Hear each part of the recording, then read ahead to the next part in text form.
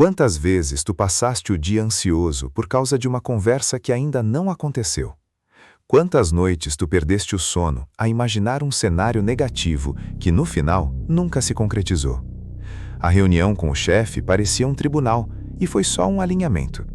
A mensagem que tu não respondeste gerou uma novela inteira na tua cabeça, mas a pessoa só estava ocupada. O medo de pedir aquela mulher em namoro te paralisou por semanas, e quando finalmente ganhaste coragem, ela disse sim. Estás a ver o padrão? A maior parte do nosso sofrimento não vem do que acontece, vem do que imaginamos que vai acontecer. A psicologia chama isso de antecipação catastrófica. A filosofia estoica, há mais de 2000 anos, já chamava de sofrimento inútil. Porque sofrer por algo que ainda não aconteceu não é preparação, é tortura voluntária.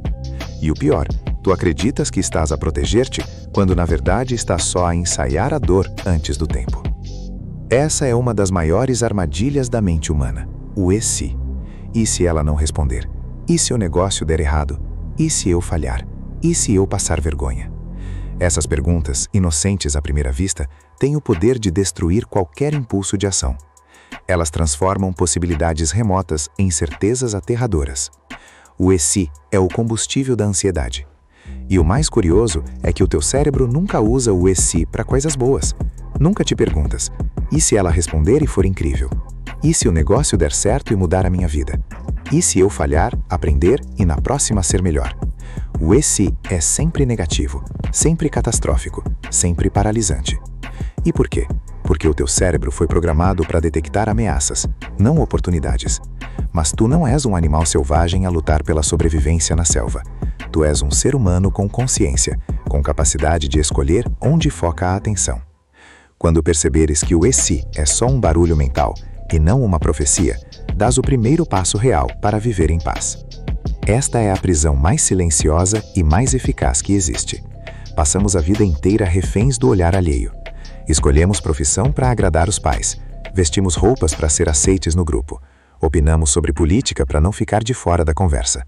Postamos fotos para receber validação. E no meio desse teatro todo, uma pergunta essencial nunca é feita. O que é que eu realmente quero? O filósofo Jean-Paul Sartre dizia que o inferno são os outros.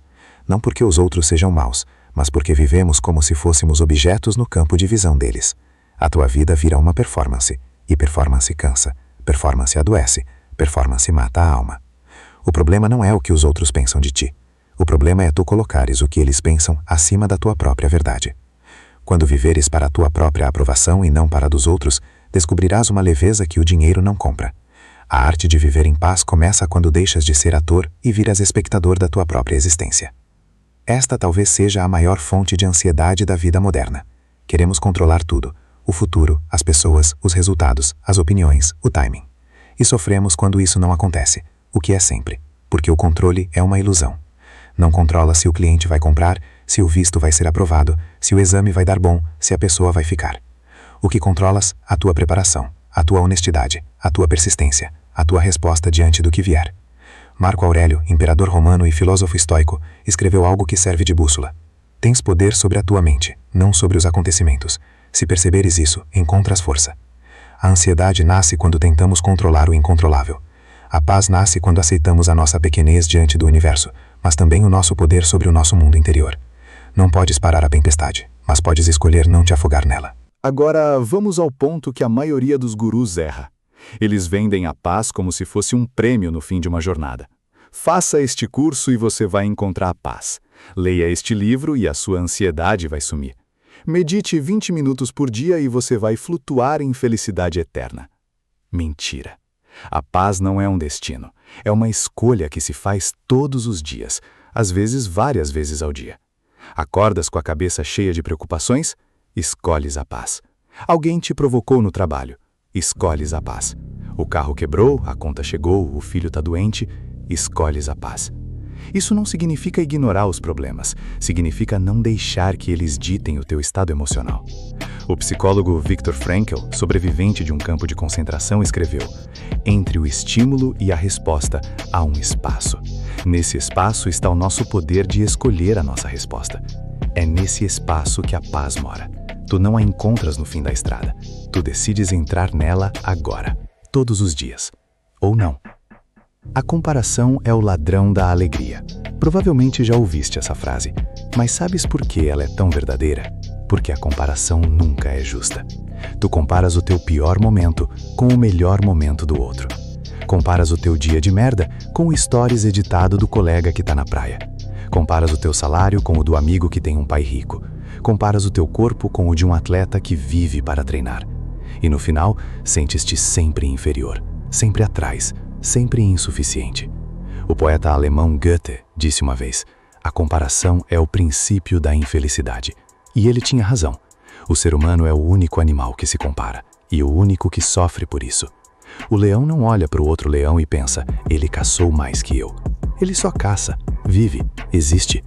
Tu, por outro lado, passas horas do teu dia a medir-te pela régua dos outros, uma régua que eles nem sabem que tu tá usando. A única comparação que vale a pena é contigo mesmo. Ontem versus hoje, o ano passado versus agora.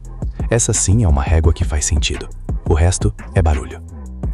A economia moderna não quer que tu sejas feliz, quer te consumindo. E o consumo virou o analgésico emocional favorito da humanidade. Deprimido? Faz compras. Ansioso? Coma algo. Solitário? Abre o Instagram. Entediado? Liga a televisão. O problema é que o alívio é sempre temporário. A compra chega, a novidade passa e o vazio continua lá, maior do que antes. O filósofo Byung-Chul Han chama isso de sociedade do cansaço. Estamos exaustos de tentar preencher um buraco que o próprio sistema criou em nós. E o truque mais sujo do mercado é fazer-te acreditar que o próximo produto vai ser o que faltava. O próximo curso, a próxima viagem, o próximo upgrade, o próximo relacionamento.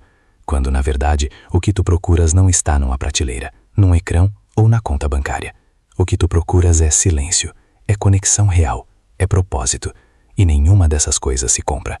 Aprender a estar quieto, sem estímulo, sem consumo, sem validação, é o maior ato de rebeldia na sociedade atual. Último pilar, e o mais importante de todos. Vivemos numa era que confunde barulho com vida. Notificação a toda hora, feed infinito, mensagem que não para, música no treino, podcast no trânsito, vídeo enquanto se come. O silêncio virou desconforto, a solidão virou doença. Ficar sem fazer nada é visto como desperdício. E nesse frenesi todo, a tua alma vai ficando rouca de tanto gritar por atenção. Não escutas mais os teus pensamentos, não sentes mais as tuas emoções, não sabes mais o que é estar só contigo mesmo. O filósofo Blaise Pascal já alertava: todos os problemas da humanidade vêm da incapacidade do homem de ficar quieto sozinho num quarto. A quietude é resistência, porque ela te tira do jogo, ela te devolve para ti, para os teus valores, para o que realmente importa. Desliga as notificações, fica 10 minutos por dia sem fazer nada, sem telemóvel, sem TV, sem música. Deixa os pensamentos virem. E depois, observa. Aos poucos vais perceber que a paz que tu tanto procuraste lá fora sempre esteve dentro de ti, à espera que tu te calasses para ela poder falar. A escolha é tua: continuar no ruído ou começar a ouvir-te.